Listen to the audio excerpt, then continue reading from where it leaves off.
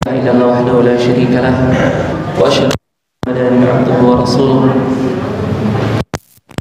السلام عليه وعلى آله وأصحابه وعلى من صار على نهجه واستنى بسنته إلى يوم الدين. أما بعد، اللهم علمنا ما ينفعنا وانفعنا بما علمتنا وزدنا علما نافعا وعملا صالحا متقبلا. Bapak-bapak, ibu-ibu, hadirin dan hadirat, para ikhwan dan akhwat yang dirahmati oleh Allah Subhanahu wa ta'ala.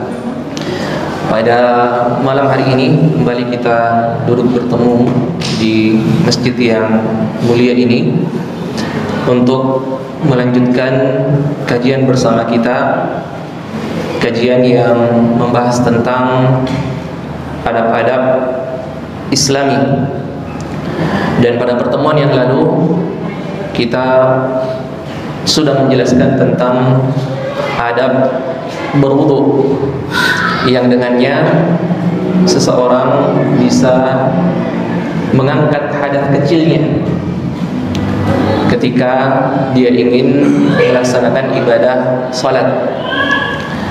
Dan pada pertemuan malam hari ini kita akan menjelaskan tentang adab-adab al-ghusl, adab-adab mandi janabah, mandi wajib, mandi besar yang disyariatkan di dalam agama ini ketika seseorang dalam keadaan hadas besar. Untuk mengangkat hadas besarnya, maka dia disyariatkan untuk mandi janabah atau mandi wajib.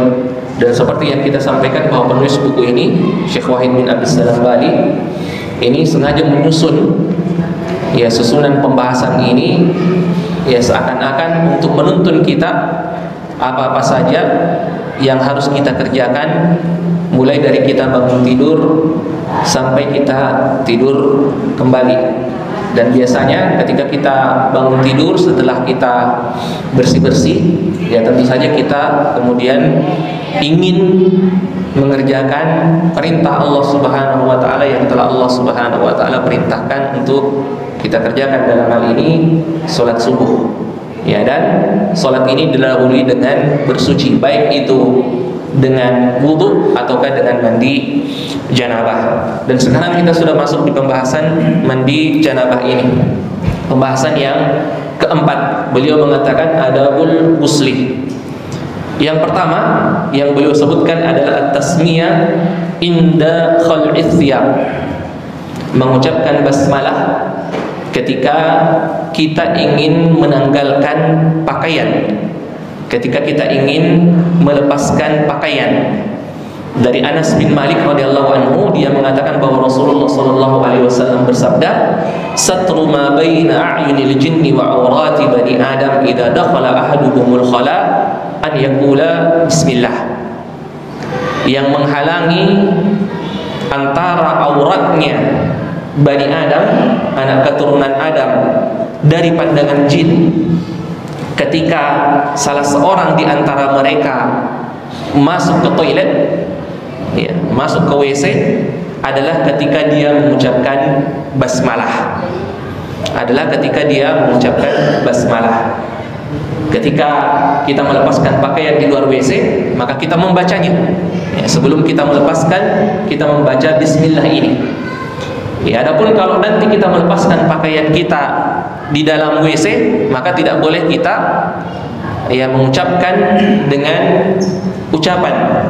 Ya, karena sesuatu yang mengandung lafzul jalalah, lafaz Allah, ya baik itu tulisan, apalagi kalau disebutkan, maka itu tidak layak untuk dimasukkan ke tempat-tempat yang kotor seperti WC dan yang lainnya. Iya, seperti WC dan yang lainnya. Nah, di sini Rasulullah sallallahu alaihi wasallam mengabarkan bahwa ya jin itu bisa melihat manusia. Jin itu bisa melihat manusia. Iya. Mereka melihat kita sementara kita tidak bisa melihat mereka. Iya, dan melihat kita kapan saja. Dan ketika seorang anak Adam membuka pakaiannya, jin bisa melihatnya. Nah, untuk menghalangi pandangan itu, kita kemudian membaca basmalah. Ini faedah yang pertama. Kemudian faedah yang kedua adalah kalau pandangan jin saja kita melakukan apa yang Allah perintahkan untuk menghalanginya dari melihat aurat kita, maka tentu saja dari pandangan manusia itu lebih pantas lagi untuk kita halangi. Jin saja tidak boleh melihat aurat kita, apalagi manusia. Apalagi manusia. Jin saja kita tidak mau kalau dia melihat aurat kita, apalagi kalau yang melihatnya adalah manusia. Nah, ini yang pertama. Kemudian yang kedua, makanya beliau kemudian mengatakan adab yang kedua adalah satrul aurah illa min zaujatika aw man malakat yaminuk. Termasuk di antara hal yang wajib untuk dilakukan adalah menutup aurat kita kecuali di hadapan istri. Kalau dia laki-laki, atau di hadapan suami kalau dia seorang wanita, atau di hadapan budak yang dimilikinya. Tapi sekarang tidak ada budak. Dan ini berdasarkan hadis dari Bahas bin Hakim dari bapaknya, bahwa kakeknya bertanya kepada Rasulullah sallallahu alaihi wasallam, "Ya Rasulullah, auratuna ma na'ti minha wa ma nadhar." Ya Rasulullah, aurat kami apa yang harus kami lakukan? Mana batasannya kami bisa menampakkannya di hadapan orang lain, dan mana yang harus kami tutupi dari hadapan orang lain? Maka Rasulullah sallallahu alaihi wasallam mengatakan, "Ihfaz aurataka illa min zaujatik." Jaga auratmu kecuali dari istrimu, atau ma malakat yaminuk, atau dari budak yang kamu miliki. Lalu kemudian dia bertanya lagi, bagaimana ya Rasulullah kalau tidak ada orang selain saya di tempat itu? Maka Rasulullah SAW mengatakan, "Fallahu tabaraka wa ta'ala ahaqqu an yustahya minhu minan nas." Kalau memang tidak ada orang di situ, maka Allah lebih layak untuk kita malu di hadapannya. Untuk kita malu di hadapannya. Meskipun tidak ada orang, kalau tidak ada keperluan, aurat ini tidak disingkap, aurat ini tidak dibuka. Aurat ini tidak diperlihatkan kepada orang lain. Nah, pertanyaannya sekarang, apa batasannya aurat laki-laki dan aurat wanita? Atau mana yang termasuk di antara aurat bagi laki-laki maupun bagi wanita? Yang pertama, bagi laki-laki, kalau dia kalau dia bersama dengan sesama laki-laki, maka yang menjadi batasan auratnya adalah antara pusarnya dan lututnya. Antara pusarnya dan lututnya. Dia tidak boleh menampakkannya bahkan ke sesama laki-laki. Dan nanti akan ada hadis yang menjelaskan tentang ini. Kalau dia bersama dengan lawan jenis, auratnya juga batasannya sampai di situ, antara pusar dan lutut. Adapun kalau di dalam sholat, meskipun juga auratnya batasannya itu saja, antara lutut sampai pusar, akan tetapi ulama mengatakan termasuk di antara yang wajib untuk ditutupi adalah pundak ketika kita sholat. Meskipun cuma itu auratnya laki-laki, tetapi ketika dia sholat wajib baginya untuk menutup pundaknya. Makanya kalau orang berangkat umrah itu atau berangkat haji, ketika dia ihram memakai pakaian ihram, dan ketika dia mau tawaf, itu kan disunahkan untuk melakukan ittiba. Apa itu ittiba? Memperlihatkan lengan. Ketika selesai tawaf dan dia ingin melaksanakan sholat sunnah di belakang makam Ibrahim, maka dia harus mengganti model pakaian ihramnya itu dan menutupi pundaknya. Karena meskipun auratnya laki-laki mulai dari pusar sampai lutut, ulama mengatakan ada dalil yang menjelaskan bahwa kita dilarang memperlihatkan pundak kita ketika kita sholat. Nah, ini bagi laki-laki. Kemudian pertanyaan selanjutnya, apakah lutut termasuk aurat atau tidak? Apakah dia masuk aurat atau tidak lutut itu? Iya. Di sini ada khilaf di kalangan ulama, tapi pendapat yang kami lebih condong kepadanya adalah bahwa lutut itu tidak termasuk dari aurat. Rasulullah pernah duduk bersama dengan Abu Darda. Tiba-tiba Abu Bakar As-Siddiq radhiyallahu anhu masuk dalam keadaan terburu-buru dan mengangkat pakaiannya sampai kelihatan lututnya. Ya, dan Rasulullah SAW tidak menegurnya. Andaikan itu aurat, maka Rasulullah SAW akan menegurnya. Ya, Rasulullah SAW akan menegurnya. Jadi lutut tidak masuk dari bagian aurat ini. Tapi meskipun demikian, jemaah sekalian yang dirahmati oleh Allah Subhanahu wa taala, ya kita tidak boleh bermudah-mudahan di dalam hal ini. Apalagi ketika kita memakai pakaian yang memang ya betul-betul hanya di atas lutut sedikit, yang kalau bergerak sedikit akan memperlihatkan paha. Ya, akan memperlihatkan paha. Bahkan Rasulullah SAW, meskipun itu bukan aurat, ya pernah suatu hari Rasulullah SAW duduk ya di suatu tempat yang ada airnya, lalu kemudian ya lututnya tersingkap, dan waktu itu Utsman bin Affan menghampirinya. Ya, disebutkan dalam hadis itu Rasulullah SAW ghattaha, ya menutupi lututnya itu. Ya, menutupi aurat lututnya karena ditakutkan kalau tambah tersingkap lagi. Jadi Rasulullah SAW langsung menurunkan pakaiannya sampai menutupi lututnya. Kedua hadis tadi diriwayatkan oleh Imam Bukhari rahimahullah. Ya, hadisnya adalah hadis yang sahih. Ya, makanya kemudian di dalam beraktivitas, jamaah sekalian yang dirahmati oleh Allah Subhanahu wa taala, ya apalagi kalau di luar rumah, di dalam rumah saja, ya di dalam rumah saja, ya kita usahakan ya jangan sampai aurat kita kelihatan. Ya, dan ini kita kadang banyak terlalu tersahul di dalamnya. Ya, laki-laki kadang ya di hadapan anak-anaknya ya terkadang terlalu bermudah-mudahan. Ya tidak apa-apa dia anakku ji. Padahal aurat itu ya tidak boleh kita tampakkan. Iya. Minimal itu menjadi bab adab itu. Iya, bagian dari adab agar anak-anak kita tidak mencontohnya. Begitu juga ketika kita beraktivitas di luar rumah. Ya, dan yang paling banyak terjadi ketika laki-laki itu sedang olahraga. Iya, naik sepeda misalnya, atau main bola misalnya. Iya, ini olahraga jemaah sekalian yang dirahmati oleh Allah Subhanahu wa taala. Iya. Tidak apa-apa kita lakukan. Iya, tidak apa-apa kita lakukan, itu bisa menyehatkan badan, dengan catatan ya tetap menjaga batasan-batasan dari agama kita. Tidak semua apa yang kita lihat itu kita kemudian mencontohkannya. Ya, kita kemudian mencontohinya. Iya.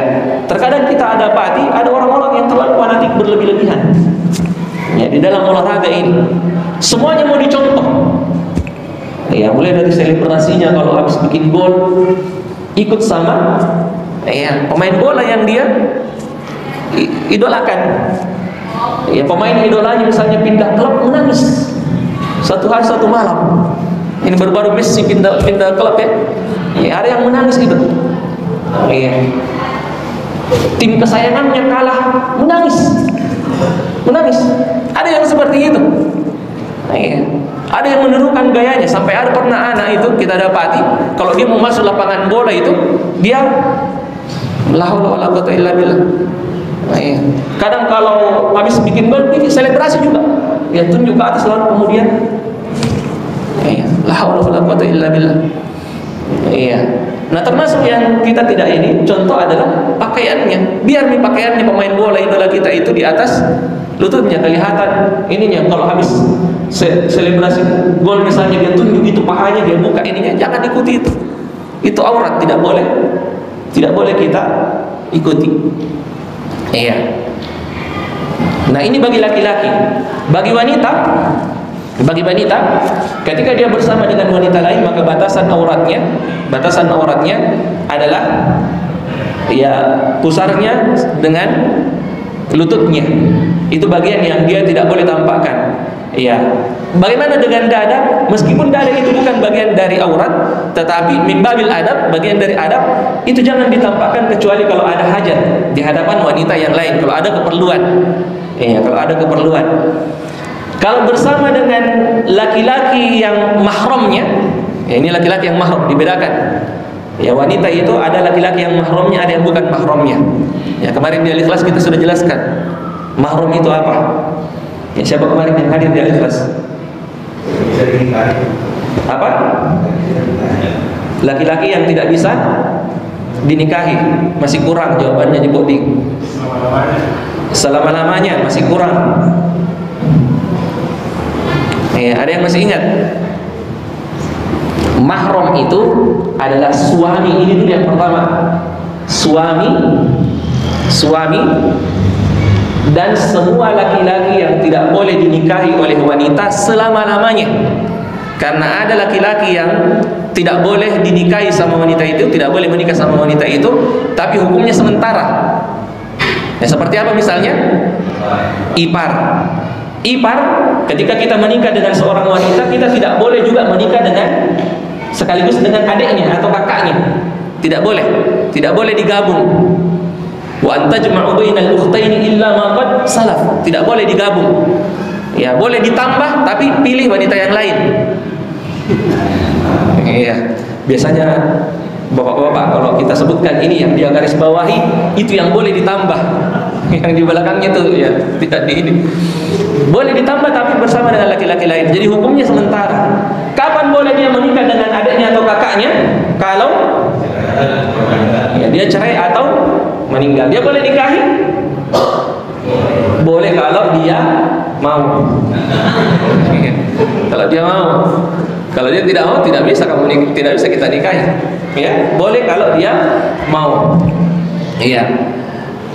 Dan sebab mahram ini karena sebab nasab, sebab pernikahan, dan sebab persusuan.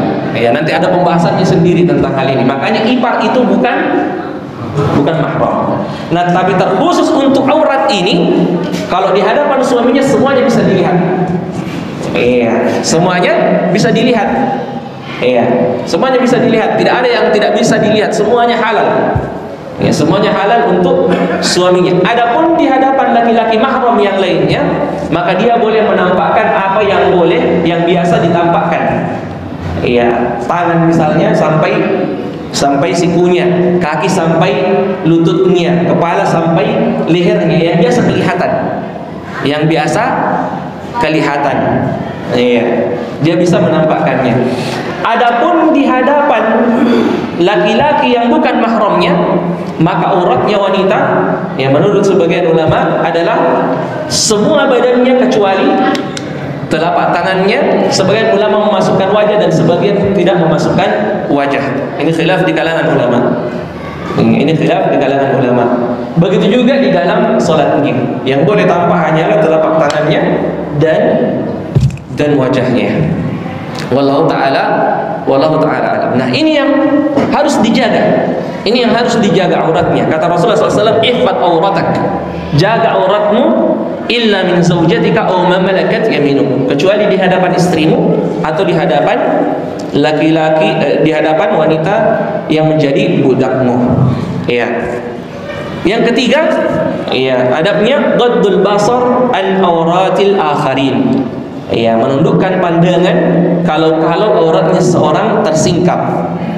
Ya, auratnya ya seseorang tersingkap. Kita diperintahkan untuk menundukkan pandangan, tidak melihatnya. Iya, baik aurat yang kita lihat itu laki-laki, apalagi kalau perempuan. Iya.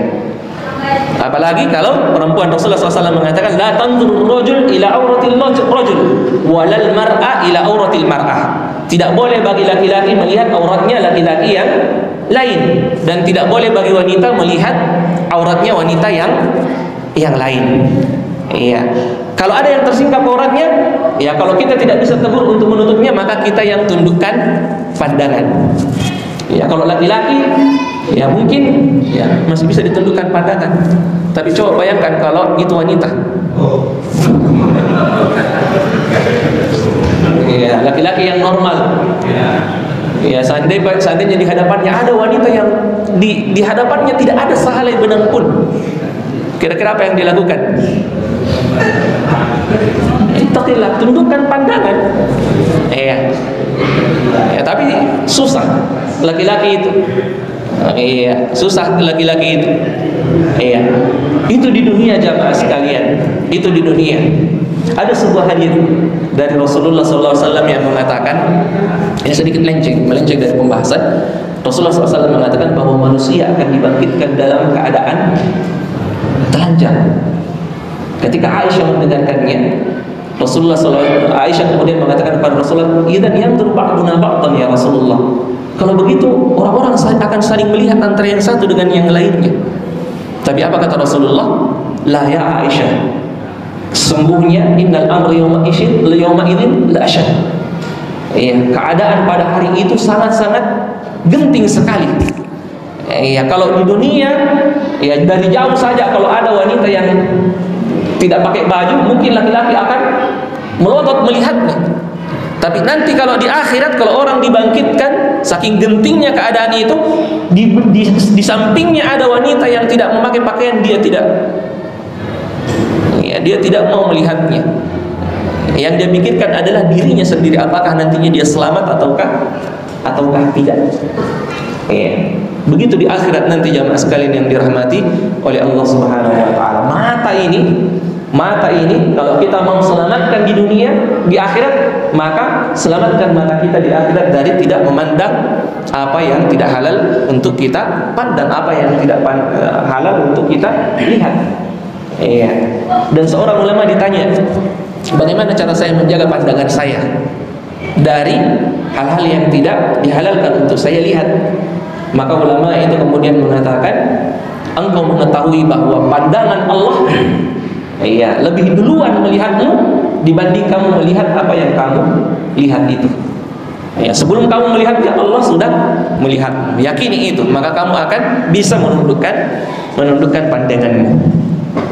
Jadi Rasulullah mengatakan, la tanzurur rajul ila auratir rajul. Jangan laki-laki melihat auratnya laki-laki. Begitu juga wanita jangan melihat auratnya wanita. Wala yufdir rajul ila rajul fi thawbin wahid. Seorang laki-laki bersama dengan laki-laki yang lainnya tidak boleh memakai pakaian dari satu kain yang sama dia pakai bersamaan. Ya, satu sarung berdua misalnya. Jangan. Bahaya meskipun laki-laki dengan laki-laki. Ya, bahaya yang seperti itu. Wanita juga seperti itu. La tusdil mar'atu ila al-mar'a fi thawbil fi thawb. Ya, wanita juga seperti itu. Ya, jangan satu sarung dipakai berdua. Ini yang ketiga. Kemudian yang keempat, pada saat kita mandi janabah, adamul israfil ma. Tidak terlalu berlebih-lebihan di dalam memakai air. Kita sudah jelaskan di pertemuan yang lalu ya tentang masalah berlebih-lebihan ini di dalam menggunakan air. Allah Subhanahu wa taala berfirman, "Wa la tubadzir tabdzira." Ya, innal mubadzirina kanu ikhwanasy syayatin. Sebenarnya orang-orang yang mubadzir itu adalah saudaranya syaitan. Kemudian yang kelima, nah di sini masuk tata cara mandi janabah. Ittiba'ul ghusl syar'i, mengikuti tata cara mandi sesuai yang disyariatkan, ya sesuai dengan yang disyariatkan. Dari Ibnu Abbas, begitu juga dari Maimunah, dia mengatakan, saya satartun Nabiy sallallahu alaihi wasallam, saya menghalangi Rasulullah sallallahu alaihi wasallam dengan penghalang, wa huwa yaghtasil minal janabah. Ya, sementara beliau mandi untuk menghilangkan janabahnya. Apa yang beliau lakukan? Yang pertama yang beliau lakukan, ghasala yadayhi. Ya, beliau mencuci tangannya. Tsumma sabba bi yaminihi. Lalu kemudian dia menyiram ya tangan kirinya dengan tangan kanannya itu ala shimalihi.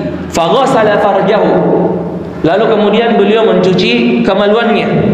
Ya, wa ma asabahu, dan menghilangkan semua kotoran-kotoran yang ada di kemaluannya. Tsumma masaha biyadihi 'alal ha'id, lalu kemudian beliau membersihkan tangannya dengan menyapunya di dinding. Iya. Au 'alal ard, atau ke tanah. Tsumma tawadda'a wudu'a lis-shalah ghaira rijlaihi, lalu kemudian beliau berwudu sebagaimana wudunya ketika beliau salat. Tsumma afadha ala jasadihi al-ma, tsumma tanaha fa ghasala qadamaihi, lalu kemudian beliau menyiram semua badannya ya secara keseluruhan, lalu kemudian beliau mencuci kakinya terakhir. Nah, ini hadis yang beliau sebutkan.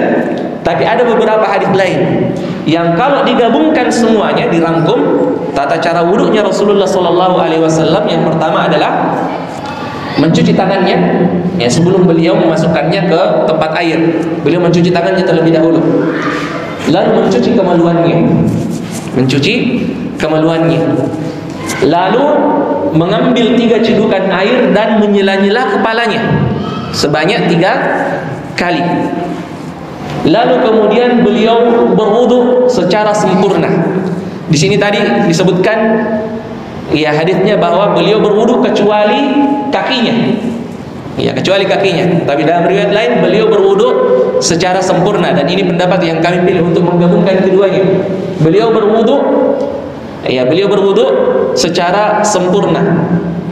Lalu menyiram badannya dengan memulai menyiram bagian sebelah kanannya terlebih dahulu, baru kemudian sebelah kirinya masing-masing 3 kali, lalu kemudian menyiram semua anggota tubuhnya. Iya, menyiram semua anggota tubuhnya dan mentakkid kalau semua air mengenai anggota badannya, jangan sampai ada bagian tubuh yang tidak terkena air. Karena mandi janabah sebenarnya itu definisinya adalah ta'mimul ma'alal badan. Itu menyiram air ke seluruh anggota badan. Jangan sampai ada anggota badan yang tidak terkena air. Dan Syekh bin Baz menambahkan untuk menggabungkan dalil-dalil yang ada, baru kemudian setelah itu terakhir kita mencuci kaki. Ya, tadi sudah dicuci di awal ketika kita berwudu, dan terakhir kalau kita selesai kita kembali mencucinya. Ya, untuk menghilangkan kalau ada kotoran-kotoran yang ketika kita menyiram badan kita, ada kotoran-kotoran yang masih menempel di kaki dari badan. Makanya kemudian terakhir kita mencuci kaki kita. Iya, ini tata cara mandi janabah yang bersumber dari hadis-hadis Rasulullah Sallallahu Alaihi Wasallam. Biasanya ketika kita jelaskan seperti ini, ya, pernah di beberapa tempat itu ada orang tua yang mengatakan, kalau saya dulu Ustaz tidak seperti itu. Kalau saya mandi itu langsung mandi saja. Iya, langsung mandi saja. Ya, sebenarnya kalau langsung mandi saja, apalagi kalau kita belum tahu dalil-dalilnya secara terperinci bahwa seperti ini, itu tidak mengapa, karena memang asalnya itu mandi janabah ta'mimul ma'. Tapi ada orang yang ketika dia mandi janabah, dia tidak hanya sekedar mengangkat janabahnya, tetapi juga mendapatkan pahala. Iya.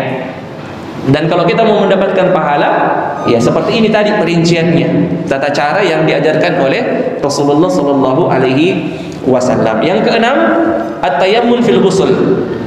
Iya, memulai dengan sebelah kanan adabnya.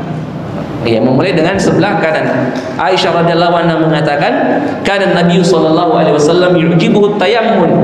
Adalah Rasulullah SAW sering atau senang mendahulukan yang kanan-kanan.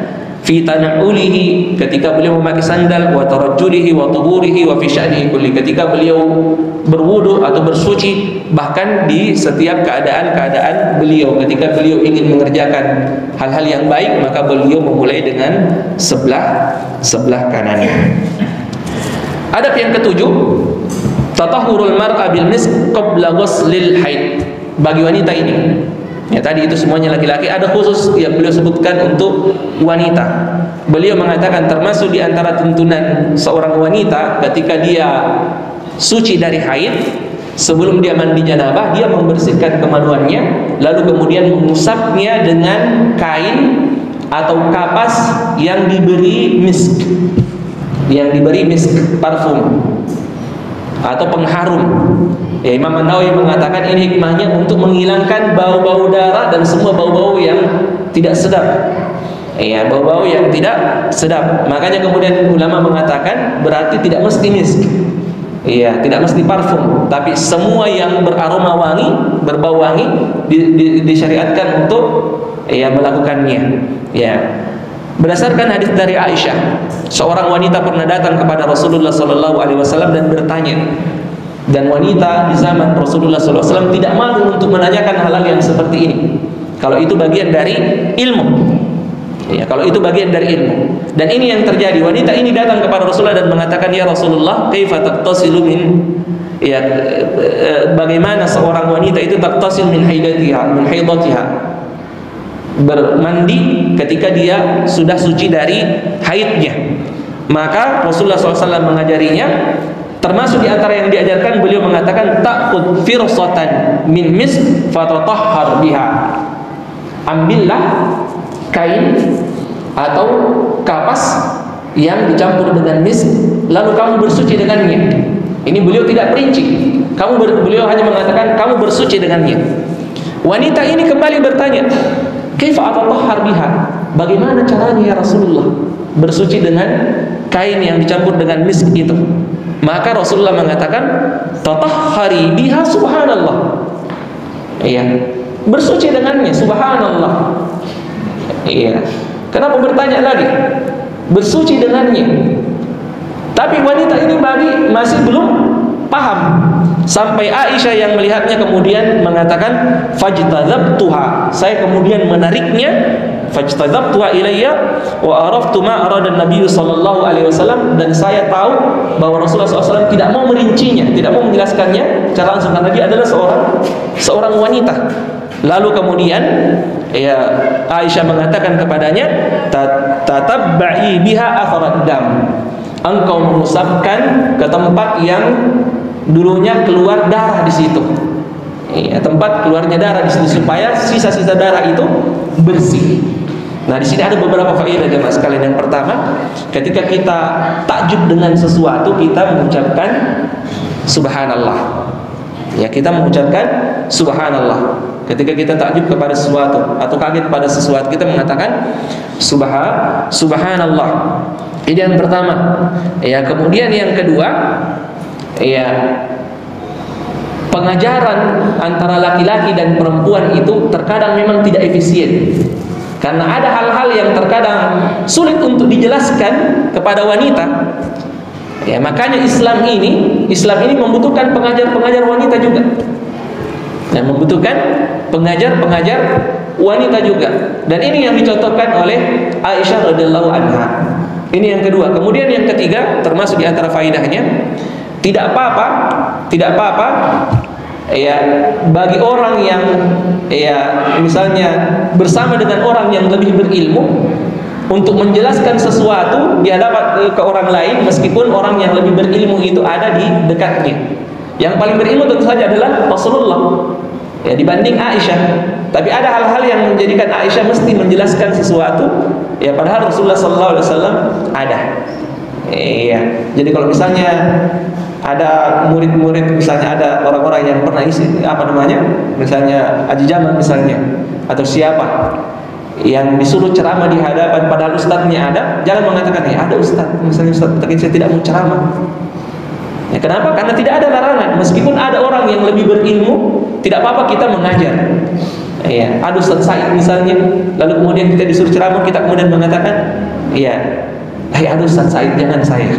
Ya, tidak bisa seperti itu, karena Aisyah sendiri mengajari wanita ini padahal Rasulullah ada di sampingnya. Ya, sekali-kali misalnya Haji Darmin ya disuruh mengajar misalnya, atau itu tidak masalah. Jadi jangan mengatakan ada kan ustaz saja yang jasa, tidak. Ya, tidak mesti seperti itu, dan itu tidak mengapa. Nah, ini yang ketujuh. Yang kedelapan, al-hirsu ala ghuslil Jum'ah. Pada hari Jumat ya lebih ditekankan lagi untuk mandi wajib ini. Bahkan meskipun seorang tidak dalam keadaan junub. Ya, meskipun seseorang tidak dalam keadaan junub. Bahkan Rasulullah SAW mengatakan, "Al-ghuslu yaumal jum'ah wajibun ala kulli muhtalim." Bagi orang-orang yang sudah balik pada hari Jumat, dia diwajibkan untuk mandi. Ya, berdasarkan hadis yang lain juga Rasulullah SAW mengatakan, "Idza jaa ahadukumul jum'ah falyaghtasil." Jika salah seorang di antara kalian menghadiri salat Jumat, maka hendaklah dia mandi. Kemudian yang kesembilan, ta'jilul iktisal minal janabah.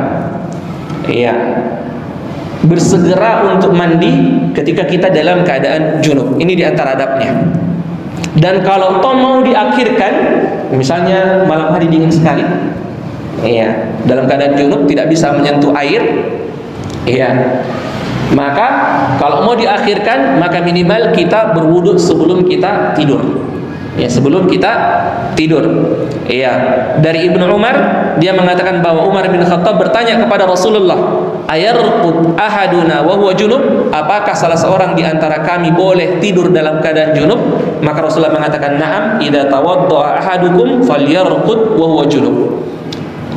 Ya, silahkan tidur dengan catatan kata Rasulullah sallallahu alaihi wasallam, kalian berwudu terlebih dahulu. Kalau kalian sudah berwudu, falyarqud, maka silahkan tidur meskipun dalam keadaan junub. Aisyah radhiyallahu anha mengatakan, kana Nabi sallallahu alaihi wasallam idza arada an yanama wa junub, ghasala farjahu wa tawaddaa lis-shalah. Adalah Rasulullah kalau beliau dalam keadaan junub dan mau tidur, maka beliau mencuci kemaluannya, membersihkan kemaluannya terlebih dahulu, baru kemudian berwudu sebagaimana wudunya ketika beliau salat. Ya, begitu juga hadis lain di mana Aisyah radhiyallahu anha mengatakan, karena Nabi sallallahu alaihi wasallam idza arada an yakul. Ya, tadi itu tidur. Nah, hadis lain mengatakan adalah Rasulullah kalau dia mau makan au yanam, atau dia mau tidur wa huwa junub, dalam keadaan junub, tawaddaa wudu'ahu lis-shalah. Maka dia ya berwudu sebelum dia melakukannya, sebelum dia makan atau sebelum dia tidur. Dia berwudu sebagaimana wudunya ketika dia mau salat. Nah, ini yang beliau sebutkan. Ada beberapa hal yang tidak beliau sebutkan, salah satunya, dan ini ada anggapan, saya tidak tahu apakah keyakinan itu ada di tengah masyarakat yang ada di masyarakat Bugis. Tapi di beberapa suku itu ada keyakinan bahwa orang yang junub itu, apapun yang dipegang ketika dia dalam keadaan junub, itu keberkahannya akan hilang. Dan ini keyakinan yang tidak benar. Ini keyakinan yang tidak benar. Ya, bagaimana nih kalau yang dia pegang istrinya?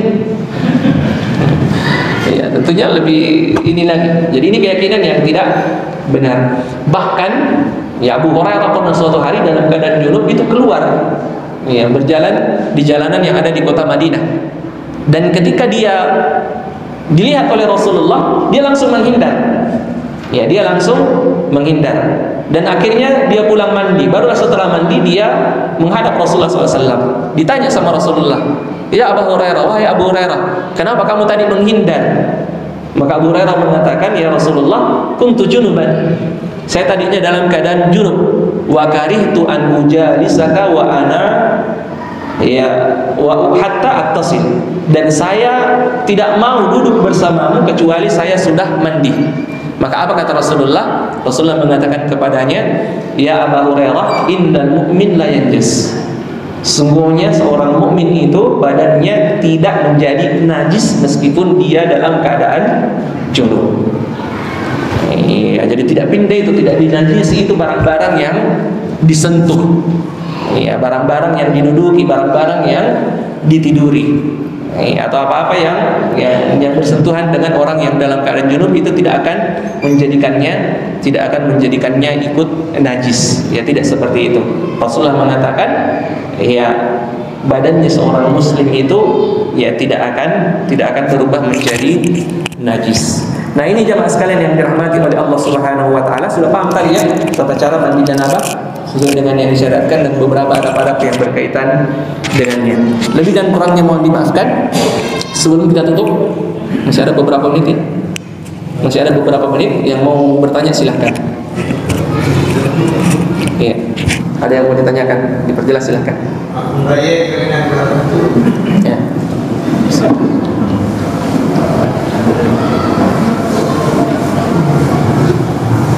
Ada yang kurang jelas?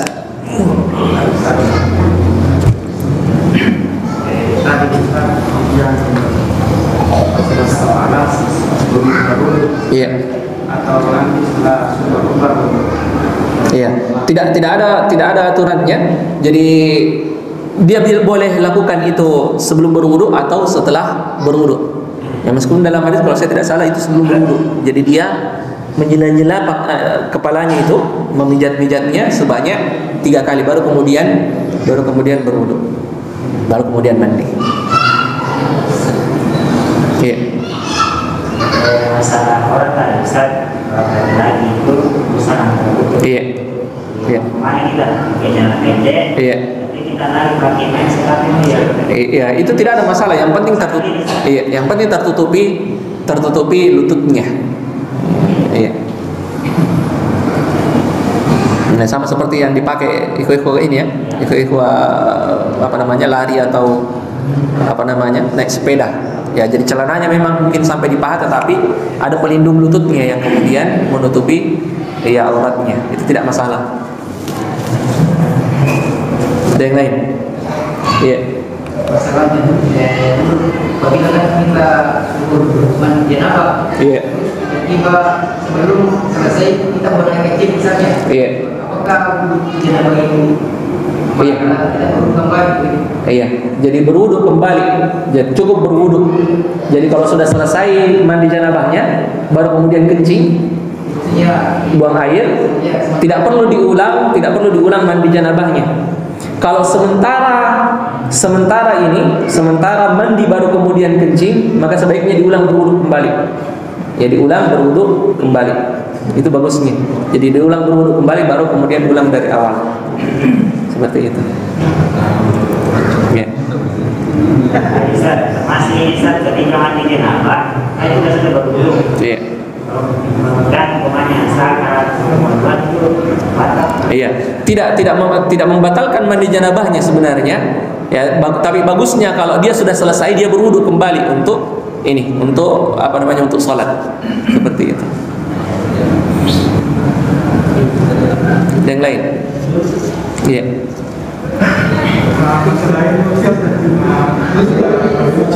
Iya.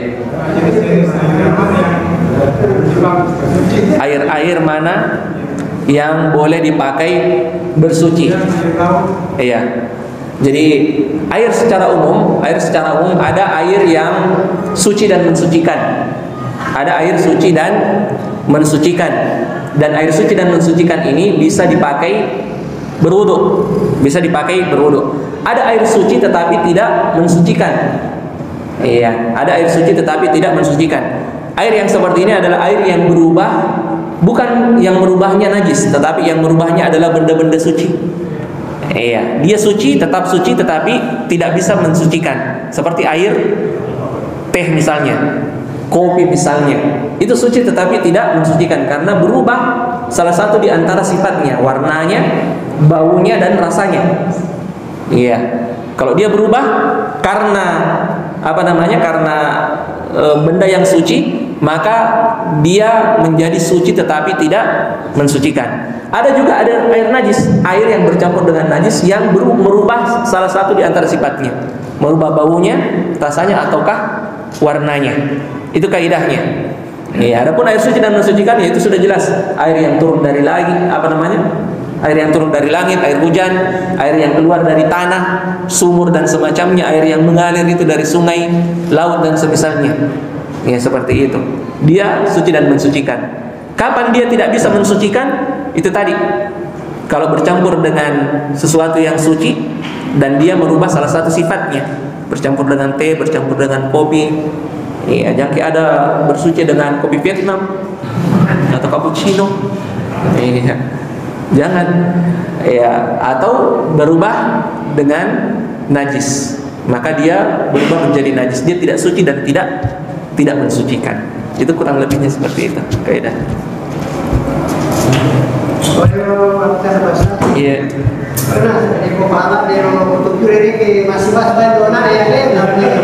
Iya. Iya. Iya, meloki dio. Iya, meloki mandi yang pertama lebih sei kemaluan tak. Ya, lima tak kayak lo komiki pertama kon rawai tapi ya ko mapacim nggak tahu awe mengalir mo, langsung saja bersihkan kemaluan. Terpacingi kemaluan tak. Napa ala kiwe ketalu agak jasan nih. Iya, lo boleh napa lebih piji, lebih sabesai. Ketalu ya kau kurang ni mak jenek ki, pada jenek tak kami ki mas sempajang. Oh, mak jenek ki kurang. Iya. Ya, mak jenek ki kau kurang. Angkapan. Iya. Agi meki mas sempanya ngagi pokoknya aku pergi sida pesi bawa bene tak ira yo lo tapi kau ajen neki yo lo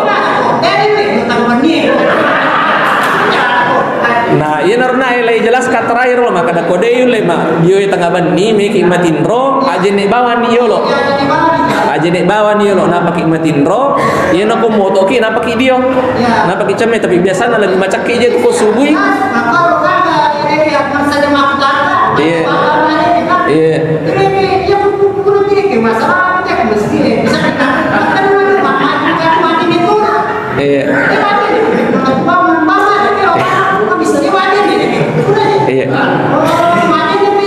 mak jenne jolo de mana dalam tu iro mak jenne kiyo lo yang pergi sudah pesi di bawah nih yang pergi sudah pesi di bawah agak sene beneta mak jenne kiyo lo kopor ni mak jenne kapan ditata maka da letu tapi saya aja eta angkat maka da terakhir pilih bisa aja eta tapi ya kanjakan na tapi saya letu aja eta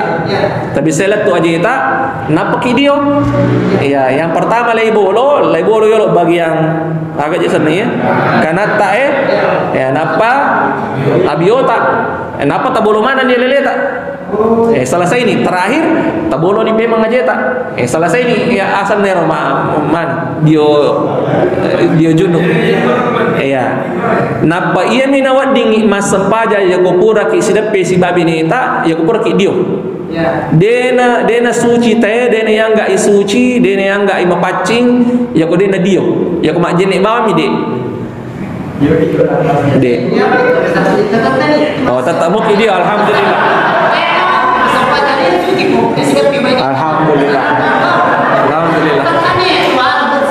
apa-apaan kebakar mama kada iya mak jenek bawa mak dio lo ustaz tapan bahasa ini mak jenek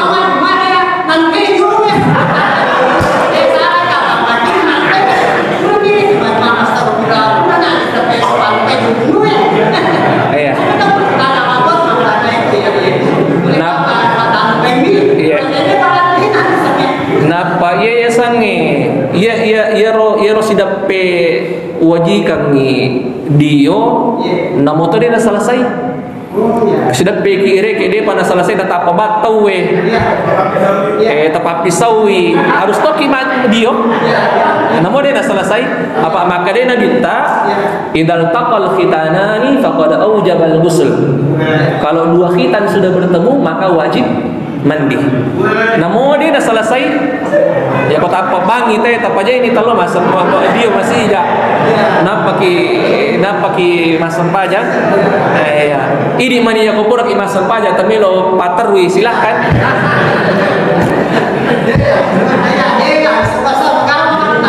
Alhamdulillah.